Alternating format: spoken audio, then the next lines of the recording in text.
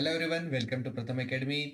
मेरा नाम है मयंक माहेश्वरी। तो स्टार्ट करते हैं हम आज की डेली करंट अफेयर की क्लास, जिसमें हम डेली नेशनल और इंटरनेशनल करंट अफेयर कवर कर रहे हैं। तो आज तारीख हो गई है 12 फरवरी 2025।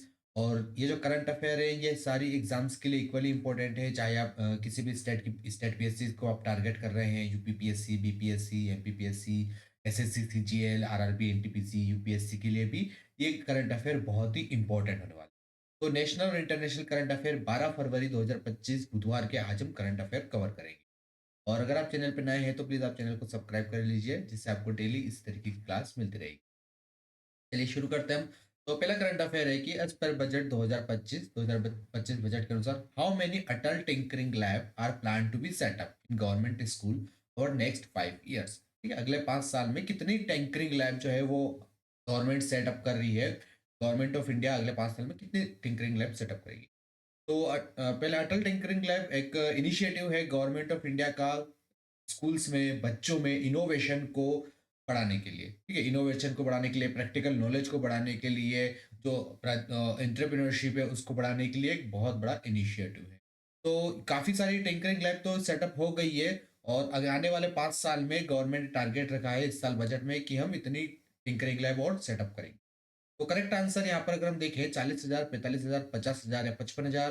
करेक्ट आंसर है यहाँ पर 50,000 टिंकरिंग लैब, अटल टिंकरिंग लैब 50,000 आने वाले 5 साल में गवर्नमेंट ऑफ इंडिया पूरे भारत के सरकारी स्कूलों में 50,000 अटल टिंकरिंग लैब एटीएल जो है वो सेटअप करें। तो ये डायरेक्ट करंट अफेयर जो है, ये डायरेक्ट डेटा बहुत इंपॉर्टेंट है एग्जाम के लिए। और अटल टिंकरिंग लैब प्रोग्राम के बारे में हम थोड़ी और इन्फॉर्मेशन यहाँ पर देख लेते हैं।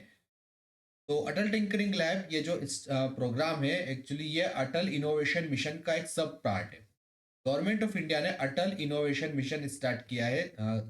एक इनोवेशन का एक पूरा हम कह सकते हैं इन्वायरमेंट क्रिएट करने के लिए, एंटरप्रेन्योरशिप बनाने के लिए गवर्नमेंट का ये प्रोग्राम है। और इसके अंडर में जितने भी हाई स्कूल्स हैं, जितने भी गवर्नमेंट हाई स्कूल्स हैं, हायर सेकेंडरी स्कूल्स हैं, वहाँ पर अटल टिंकरिंग लैब इस्टेब्लिश की जा रही है। यहाँ पर जो स्टूडेंट्स हैं, जो जो बच्चे हैं, वो इनोवेशन के बारे में सीखेंगे, प्रैक्टिकल नॉलेज के बारे में सीखेंगे, जिससे उनके अंदर स्किल्स डेवलप होगी। मेन एम है कि इसके अंदर स्किल्स डेवलप करना। एक 1 मिलियन चिल्ड्रंस, 10 लाख बच्चे जो है एज ए इनोवेटर बन सके, ये पूरा इस प्रोग्राम का एम है। तो एक इनोवेशन जनरेट करना, स्किल डेवलप करना चिल्ड्रंस में, बच्चों में, ताकि आने वाले टाइम पे वो और अच्छा कंट्रीब्यूट कर सके हमारी कंट्री को, इकोनॉमी को। ठीक है, बच्चों में, चिल्ड्रन में क्रिएटिविटी की, क्यूरोसिटी, क्रिएटिविटी और इमेजिनेशन, ये सारी चीज़ें डेवलप करना, ये पूरा अटल इनोवेशन मिशन और उसके अंदर में जो अटल टिंकरिंग लैब है, ये उसका एक मेन ऑब्जेक्टिव। चलिए, ये करंट अफेयर डायरेक्टली इंपॉर्टेंट था। अब नेक्स्ट क्वेश्चन की तरफ चलते हैं, नेक्स्ट करंट अफेयर की तरफ चलते हैं। अगेन एक बहुत ही इंपॉर्टेंट करंट अफेयर है। SN Bose, where is SN Bose centre for basic science inaugurated the first astronomical observatory. पहली खगोलीय वेधशाला, पूर्वी भारत की पहली खगोलीय वेधशाला कहाँ पर इस्टेब्लिश की गई है। ईस्टर्न इंडिया की पहली खगोलीय वेधशाला कहाँ पर इस्टेब्लिश की गई है। मणिपुर में, वेस्ट बंगाल में, आसाम में, या फिर सिक्किम। तो ये डायरेक्ट करंट अफेयर हमारा ये बहुत ही इंपॉर्टेंट है। तो कहाँ पर सेटअप की गई है, तो करेक्ट आंसर यहाँ पर हम देखेंगे तो वो है वेस्ट बंगाल। पूर्वी भारत की, ईस्टर्न इंडिया की पहली जो एस्ट्रोनॉमिकल ऑब्जर्वेटरी है वो वेस्ट बंगाल में इस्टेब्लिश की गई है। Very very important current affair है ये, बहुत इंपॉर्टेंट क्वेश्चन। और इसके बारे में हम और डिटेल में इंफॉर्मेशन देख लेते हैं। तो SN Bose centre of basic science जो ऑर्गेनाइजेशन है गवर्नमेंट ऑफ इंडिया का, उन्होंने अपनी फर्स्ट एस्ट्रोनॉमिकल ऑब्जर्वेटरी पूर्वी भारत में इस्टेब्लिश करी है। तो ये प्लेस का नाम भी बहुत इंपॉर्टेंट है, करपंचकोट हिल्स, पुरुलिया, वेस्ट बंगाल में। ठीक है, करपंचकोट हिल्स वेस्ट बंगाल में लोकेटेड है। और यहाँ पर पूर्वी भारत की, ईस्टर्न इंडिया की पहली खगोलीय वेधशाला, एस्ट्रोनॉमिकल ऑब्जर्वेटरी इस्टेब्लिश की गई। तो दो चीजें यहाँ पर इंपॉर्टेंट हो जाती है। एक तो पूर्वी भारत की पहली ऑब्जर्वेटरी यहाँ पर इस्टेब्लिश हुई है, और गरपंचकोट हिल जो है ये भी वेस्ट बंगाल में लोकेटेड। और ये जो है इंडिया की 6th एस्ट्रोनॉमिकल ऑब्जर्वेटरी है। छठी भारत, पूरे भारत की छठी एस्ट्रोनॉमिकल ऑब्जर्वेटरी। ठीक है, तो चलिए अब नेक्स्ट क्वेश्चन की तरफ चलते हैं हम। नेक्स्ट क्वेश्चन है और उसका नेक्स्ट करंट अफेयर है, who has recently launch India first private satellite constellation Firefly. तो फायरफ्लाई डायरेक्टली अगर इस तरीके से भी क्वेश्चन आता है कि फायरफ्लाई इनमें से क्या है, कई बार ऐसे क्वेश्चन अपने को मिलते हैं।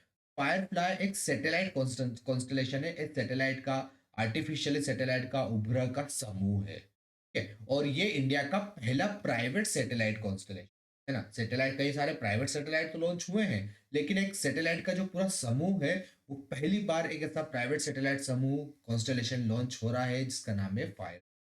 ये किसने लॉन्च किया है, कौन से ऑर्गेनाइजेशन ने लॉन्च किया है? Pixxel, SpaceX, both A and B, none of the above. तो ये जो फर्स्ट प्राइवेट सैटेलाइट कॉन्स्टलेशन है फायरफ्लाई, ये इंडिया का ही ऑर्गेनाइजेशन है, कंपनी है, प्राइवेट कंपनी पिक्सल, जो कि बेंगलुरु बेस्ड कंपनी है, बेंगलुरु में कंपनी है। इन्होंने ये पहला फायरफ्लाई कॉन्स्टलेशन, सैटेलाइट कॉन्स्टलेशन ये लॉन्च किया है, पिक्सल ने लॉन्च किया। अब यहाँ पर पिक्सल इस तरीके से करेक्ट आंसर हो जाए। लेकिन ये जो कॉन्स्टलेशन जब लॉन्च हुआ था, तो ये स्पेस एक्स कंपनी कहते हैं कि जो एलन मस्क है उनकी कंपनी है, और पिक्सल ने स्पेस एक्स की हेल्प से ये पूरा कॉन्स्टलेशन लॉन्च किया है। इसलिए करेक्ट आंसर यहाँ पर दोनों हो जाएगा, कि बोथ ए एंड बी। कि अगर ऐसा देखा जाए कि किसका ये प्रोग्राम है, तो पिक्सल कंपनी का प्रोग्राम है, लेकिन इन्होंने स्पेस एक्स कंपनी की मदद से इसको लॉन्च किया है। इसलिए अगर क्वेश्चन देखेंगे किसने लॉन्च किया है, तो दोनों यहाँ पर करेक्ट आंसर, तो both A and B correct answer. ठीक है, पिक्सल इंडिया की कंपनी है, स्पेस एक्स एक यूएसए की कंपनी है, एलन मस्क की। तो यहाँ पर इसलिए दोनों करेक्ट आंसर हो जाएंगे।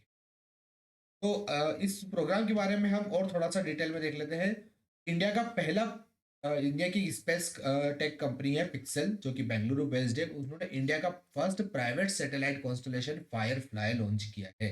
ये सैटेलाइट का समूह है, और इसकी पहले 3 सैटेलाइट जो है वो सक्सेसफुली लॉन्च हो गई है, जो कि स्पेस एक्स के ट्रांसपोर्टर 12 मिशन से कैलिफोर्निया से इसको लॉन्च किया गया है, पहली 3 सैटेलाइट को।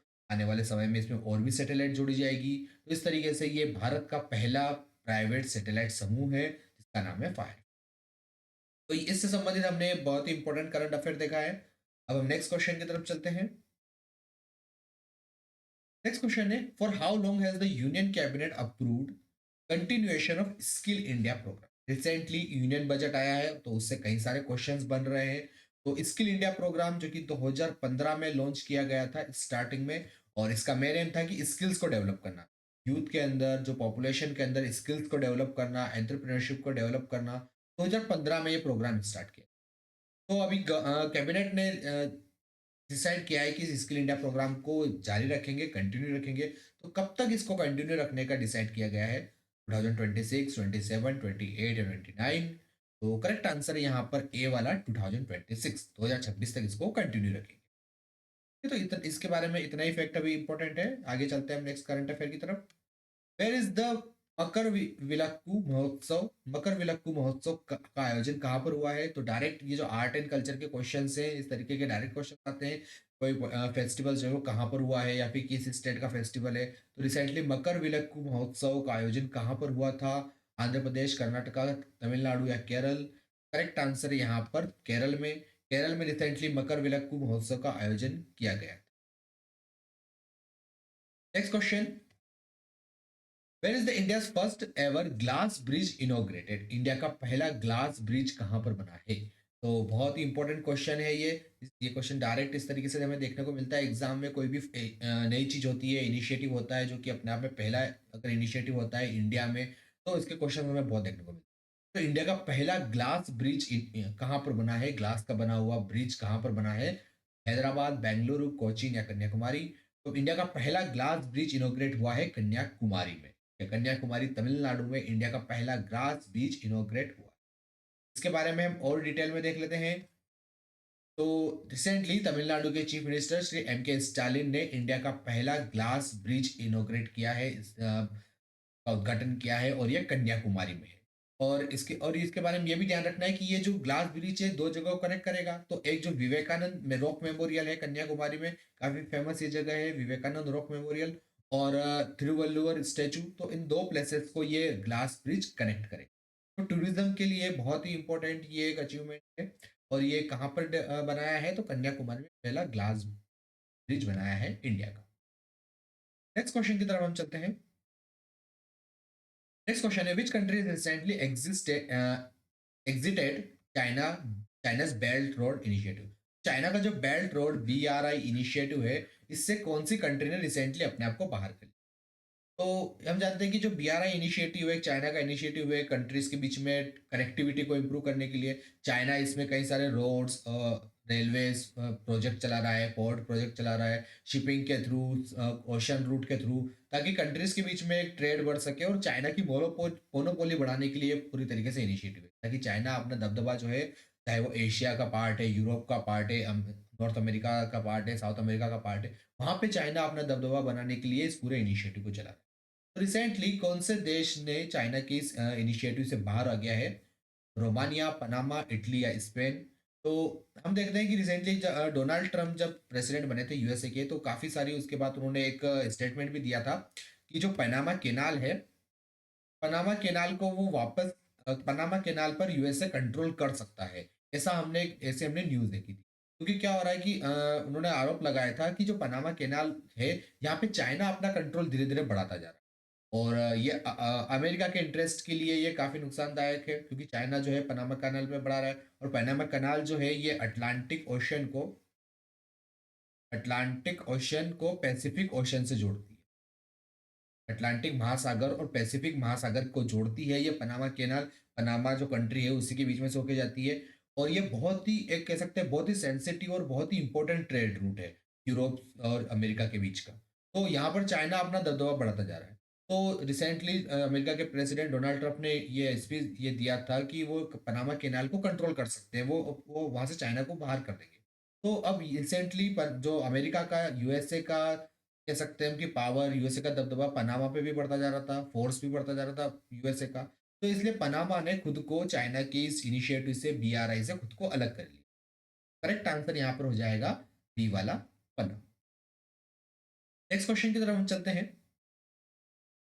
Where was the first Raisina Middle East Conference? Raisina Middle East Conference 2025 कहाँ पर आयोजित की गई थी? पहली Raisina Middle East Conference, Saudi Arabia, India, UAE या फिर कतर?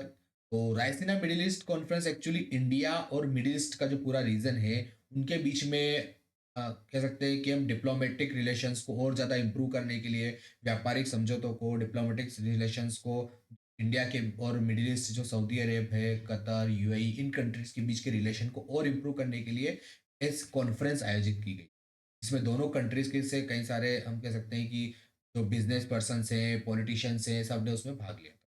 तो पहली जो रायसीना मिडिल ईस्ट कॉन्फ्रेंस है वो कहाँ पर आयोजित की गई थी? तो करेक्ट आंसर है यहाँ पे यूएई, जो संयुक्त अरब अमीरात में पहली रायसीना मिडिल ईस्ट कॉन्फ्रेंस आयोजित की।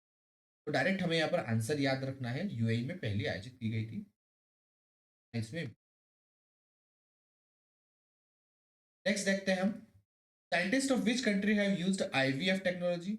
इन विट्रो फर्टिलाइजेशन टेक्नोलॉजी का यूज किया है एक कंगारू एम्ब्रायो बनाने के लिए। कंगारू एम्ब्रायो को डेवलप करने के लिए आईवीएफ तकनीक का उपयोग कौन से देश में हुआ है? यूएसए में, ब्रिटेन में, जर्मनी में या फिर ऑस्ट्रेलिया में? तो करेक्ट आंसर यहाँ पर हो जाएगा ऑस्ट्रेलिया। ठीक है, कंगारू से हम डायरेक्टली रिलेट कर सकते हैं यहाँ पर। तो इतना सा फैक्ट हमें यहाँ पर देखना है कि पहला जो आईवीएफ तकनीक का उपयोग करके कंगारू का एम्ब्रायो, कंगारू का भ्रूण ऑस्ट्रेलिया के वैज्ञानिकों ने बनाया है। नेक्स्ट देखते हैं हम, वर्ल्ड पल्सेस डे, विश्व दाल दिवस है। विश्व दाल दाल दिवस कब मनाया जाता है?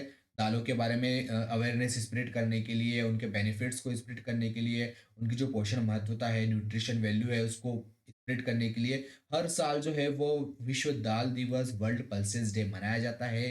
तो ये रिसेंटली हुआ है इसलिए ये न्यूज़ में है। तो ये कब मनाया जाता है? 10 फरवरी, 11, 12 या 13 फरवरी?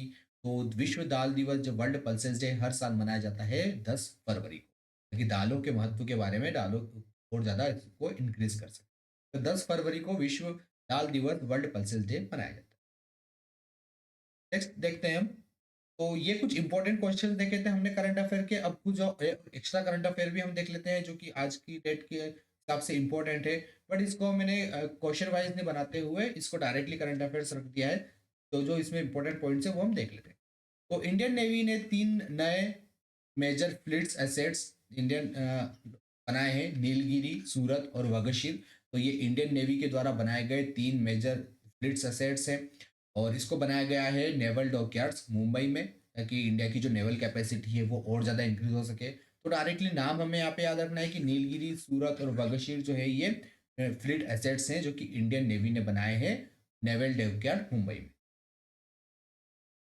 नेक्स्ट देखते हैं कि विदुल कुमार जी जो कि आईपीएस ऑफिसर्स थे, 1993 के बैच के आईपीएस ऑफिसर हैं उत्तर प्रदेश कैडर से, और उनको officiating director general of central reserve police force CRPF का कार्यवाहक महानिदेशक डायरेक्टर जनरल उनको अपॉइंट कर दिया गया।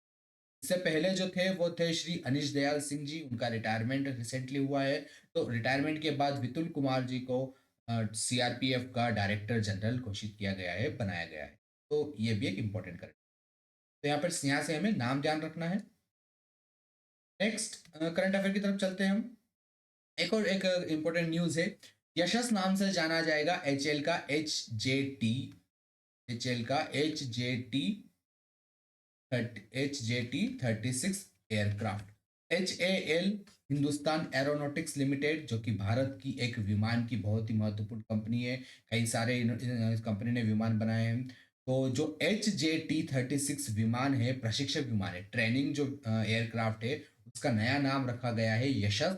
यशस जो है एक एयरक्राफ्ट है, क्योंकि कई बार इस तरीके से क्वेश्चन आते हैं कि निम्नलिखित में से यशस क्या है। तो यशस जो है एक एयरक्राफ्ट है, ट्रेनिंग एयरक्राफ्ट है, जिसको डेवलप किया है हिंदुस्तान एरोनॉटिक्स लिमिटेड HAL ने। तो इसका पहले नाम था HJT-36। तो ये एक इसमें इम्पोर्टेंट करंट। तो आज के 12 फरवरी के इम्पोर्टेंट करंट अफेयर्स हमने कवर कर लिए हैं, और ये काफ़ी आपके एग्जाम के लिए यूजफुल होंगे। अगर अगर आप चैनल पर नए हैं तो आप चैनल को सब्सक्राइब कर लीजिए। Thank you.